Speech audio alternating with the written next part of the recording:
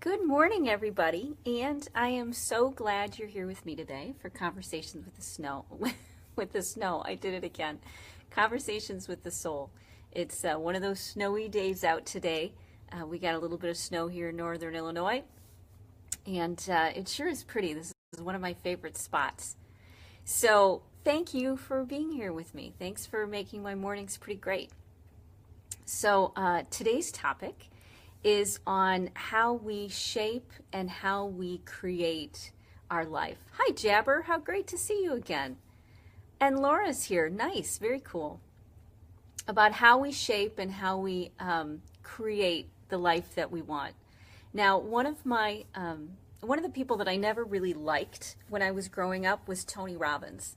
You know, all I knew about him was that he was the guy that had people, hi, Aria. He was the guy that had people walk across fire and do these crazy, personal growth, almost ego-driven sorts of things. And I didn't like all that testosterone. I didn't like being hyped up to that level. And so I never really resonated with Tony Robbins. But as I've gotten older, and as he's gotten older and kind of shaped and changed how he lives his life, I've dove a little bit deeper into who he is and how he lives his life. Hi, Wanda. Great to see you. And one of the things that really struck me is that he talks about how he purposefully and consciously shaped his life. Now, Tony Robbins had trauma and difficulty and really hard stuff happened to him when he was a kid, like a lot of us. And the beautiful thing about that, and the same thing happened to me and lots of people. Hi, Ro, great to see you. And Danny's here too, nice. One of the beautiful things about hard stuff happening when you're a kid, especially really hard stuff. And for me, it was, my family dynamics, and it was external dynamics, and the fact that I was highly sensitive, and as well as the Catholic religion. And everywhere I looked, there were all of these rules being put upon me that were making me sick, that were making me feel crazy. And so early in my life, I had to say, you know what, I can't live by these rules. I have to shape my own life. I have to figure this out. And, okay, maybe I'll be doing this by myself, but I just can't live like this. And that's one of the great things about hitting a bottom or having tough stuff happen. It forces you to really take back control of your life. It forces you to shape your life the way that you want to. Now, Tony Robbins did the exact same thing. And now, hi, Christine, good to see you. And now he's in his 50s, and he's one of the, best known, hey, Betty's here too, one of the best known and most popular and inspirational, and works with the biggest names in politics and stardom and in the world. And it's because he took his life out of his trauma of, physical and emotional abuse, and he took back the power of it, and he started to shape his life. And that's really the biggest difference in whether your life turns out the way that you want it to, or whether it kind of has a downward spiral.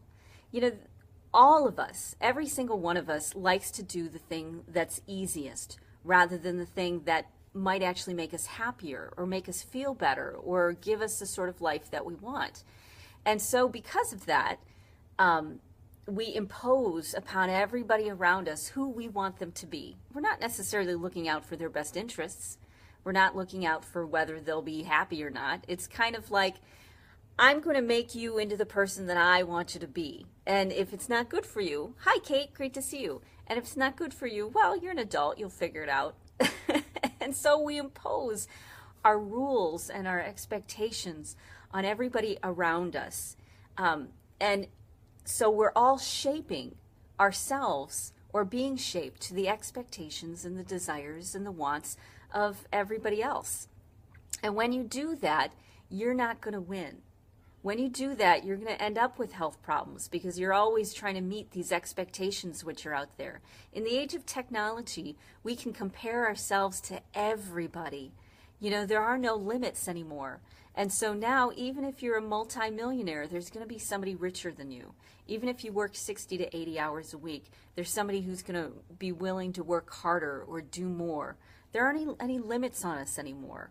And because of that, we're destroying ourselves. We get sick, our relationships fall apart because we're not coming back to the 4 things that we really need to be happy, that we really need to feel like we're content and we're living our life in a great way.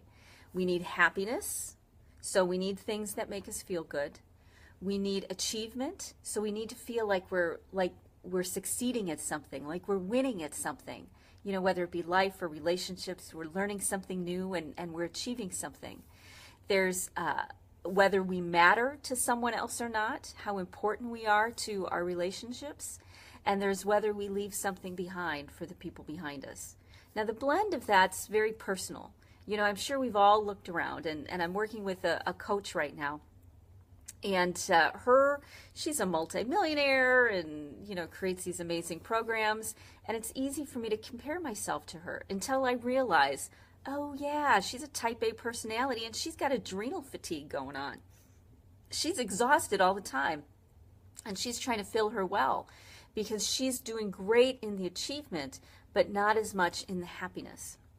Hi, Michelle. Great to see you. Not as much in filling the well and feeling good. So we all kind of choose the amount of those 4 things that we want. Hi, Jackie. Great to see you. And when we've chosen that, when we've decided, you know what, I've had enough of achieving, I don't need to achieve anymore, I'll dial that down. I really want to be happy. I just want to feel good for a while. You know, and that's a place that I've been in for a long time. You know, I spent a lot of time not feeling good, feeling sick and depressed and angry and hurt and frustrated. And I just wanted to create a life that I loved, that I enjoyed, and was a lot of fun. So I didn't need as much of the achievement. I didn't need to prove as much. You know, Tony Robbins probably needed a ton of achievement to prove something. And that's what made him feel content and successful. And it's going to change throughout time. It's going to change throughout the day and throughout the years as they go past. You know, they say, we overestimate what we can achieve in a year, and we underestimate what we can achieve in a decade. And that's very true. So you get to choose who you want to be every moment. And when you realize that, it really changes everything around. Hi, Melissa. Great to see you. It changes it from, how am I going to get through this day? This is hard, and I don't feel well, and I'm sick, and I'm unhappy. And it turns it into, what can I do that will make me feel content, that will make me feel good? Now, how do I get around these things? Because, you know, sometimes the things that make us feel good aren't what's easiest. You know, going for a walk will make me feel amazing, but it's a lot easier to sit on my couch and watch the squirrels go by. It really is. So how do I purposely, consciously shape things so that I feel good as often as possible? Basically, I put things on my calendar. I schedule the things that are going to make me feel good. I schedule them and box myself in. You know, one of the things is I'm creating this coaching program, which is going to start a week from today.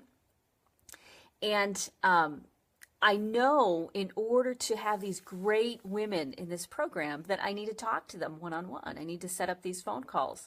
I don't like doing phone calls. I like sitting with people and drinking tea and, you know, feeling their energy and being able to intuit where they're going and bond and rapport. I love that more than anything. I'm not crazy about phone calls because phone calls, there's a disconnect, you know, and I'm not as confident when I'm on the phone because I can't feel where somebody's at. I can't watch their facial expressions and their movements. But if we're going to have people in the program, these phone calls are the best way to do it. So what did I do? I put it on the schedule and I put it on the calendar. And I say, you know what? I have enough confidence in myself that I know I'll figure it out. And even if I screw everything up, life is a lot more flexible and a lot more fluid than we give it credit for. So I have a very generous, compassionate viewpoint about how to get things done.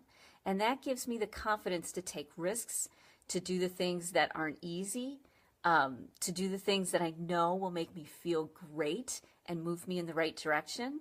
I box myself in. I put myself in a position where people are depending upon me and where basically people are depending upon me. That's my biggest motivation is when I know every morning that I'm going to have people who are looking for me and who want to connect, and they love listening to me while drinking their coffee. Hi, Ruth, great to see you. You know, and it's a wonderful way to start their day. I know they're looking for me, and because they're looking for me, here I am. Whether I wake up, you know, achy because I had too much dairy the other day, or whether I got home too late, or whatever it may be, or whether there's, you know, snow to shovel, here I am. And it's the same thing with everything that we want in life. We find the things that bring us that sense of happiness. We decide, this is what I like, this is who I am, this is what I still need to sort out and figure out. And then we consciously, purposely put things in place so that we do them. You know, I like to put my keys on top of things that I don't want to forget. It's like a life hack. You know, I say, okay, I don't want to forget to take this today, so I'm going to put my keys on it. Okay, I want to do these phone calls, so I'm going to tell everybody to call me. Or I'm going to tell everybody to set up these phone calls, and then they will, and then I'll talk to them. I set things up so that I don't give myself much of an out. And when I don't do that, my life actually gets better, and I start to shape my life. And maybe not within the year, but within the 10 years, it becomes what I dreamed of. Have you ever set a goal and then kind of forgotten about it, but you still made choices that moved you towards that goal? And then a couple years went past and you looked behind you and said, oh, look at that. I did get that license. I did get that certificate. I did get that goal that I had set. You know, we're always shaping our life in the direction that we want it to go, to be the person that we want to be, and to find that contentment, that achievement, that success, that happiness, that legacy, those relationships with people. We're always doing that. And when you decide that you're ready to be happy, then you start putting on your schedule the things that are going to make you happy. When you decide you want a better relationship, you do the same things for that. Or when you decide, like I am, okay, it's time to really take my message out to the world on a bigger scale. You set things up. You take a coaching program. You set up calls. You do it, and you freak out, and you know you're not going to like it, but you know that, well, I'll drink a cup of chamomile tea before I answer the call, you know, or I'll meditate, or I'll do it by surprise so I don't have time to worry about it or think about it. When you know yourself and you know how you work, you get to work around all of those things that get in the way. You get to set yourself up for success. And that is how you really shape your life. And that's how Tony Robbins went from being a kid who was emotionally and verbally abused by a single mother and taking care of his younger kids to one of the most successful personal growth gurus that has ever lived. Because moment by moment, piece by piece, he said, this is who I want to be, and how do I set these things up in my life so that I can get there? You know, he didn't look at himself, and I don't look at myself as if, well, I'm not good enough or I'm not smart enough. I say, I know I feel I'm not good enough, and sometimes I'm not. And I know I feel that I'm not smart enough, and sometimes I'm not either. You know, I don't let those things get in my way. It's not that I believe that I'm phenomenal. What I believe is that, yeah, sometimes I'm going to feel these things. How am I going to deal with it? Oh, yeah, I'll have a cup of coffee. It'll make me feel better. You know, we understand who we are. We understand our tricks and our traps, and we learn to navigate around them. Because when we believe the words that we tell ourselves, that's how we get trapped. When we shift it just slightly to say, yeah, that's how I feel today. That's kind of hard. That's not easy. What do I want to do about it?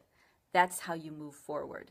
Because then you don't end up getting stuck by anything that you think or anything that you feel. Instead, you keep navigating and problem solving it. So that's the message for today, is you can shape your life. And your homework assignment is to look for one area of your life that will move you towards where you want to go. You know, decide there's something that I want and do one thing that moves you in that direction. You know, look at the belief or look at the block you might have and problem solve it, no matter how big or how small. And if you want some help, I'm starting a 10-week coaching program on Monday, and I'm still looking for 4 more people. Nice to see you, Mark. Great to see you.